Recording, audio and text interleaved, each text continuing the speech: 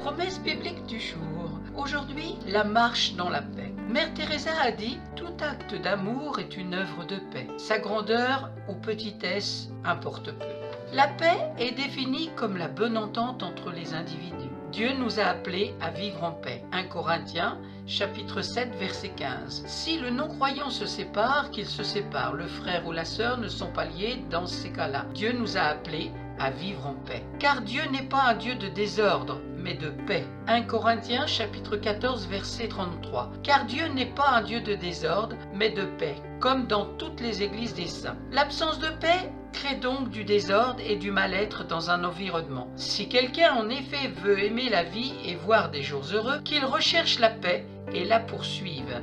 C'est dans 1 Pierre chapitre 3 versets 10 à 11. Il est écrit « Si quelqu'un en effet veut aimer la vie et voir des jours heureux, qu'il préserve sa langue du mal et ses lèvres des paroles trompeuses, qu'il se détourne du mal et fasse le bien, qu'il recherche la paix et la poursuive. Ce sont ceux qui procurent la paix qui seront appelés fils de Dieu. » Matthieu chapitre 5 verset 9.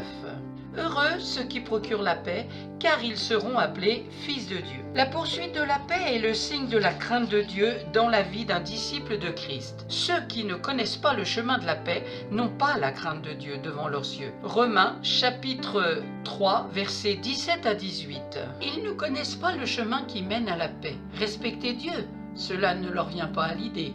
La crainte de Dieu n'a pas de sens à leurs yeux. Aucun d'eux ne prend Dieu au sérieux. Ainsi donc, recherchons ce qui contribue à la paix et à l'édification mutuelle. C'est dans Romains chapitre 14 verset 19. Et dans Hébreux chapitre 12 verset 14, il est écrit « Recherchez la paix avec tous et la progression dans la sainteté. Sans elle, personne ne verra le Seigneur. Ayons du sel en nous-mêmes et soyons en paix les uns avec les autres, autant que cela dépend de nous. » Marc chapitre 9 verset 50. Le sel est une bonne chose, mais si le sel devient sans saveur, avec quoi l'assaisonnerez-vous? Ayez du sel en vous-même et soyez en paix les uns avec les autres. Et terminons avec Romains chapitre 12 verset 18. S'il est possible, autant que cela dépend de vous, soyez en paix avec tous les hommes. Merci pour votre écoute. C'était aujourd'hui la marche dans la paix. Merci d'avoir pris du temps pour écouter Promesse biblique du jour. Je vous souhaite bon courage, une bonne poursuite de la méditation de la parole de Dieu et je vous donne rendez-vous à très bientôt.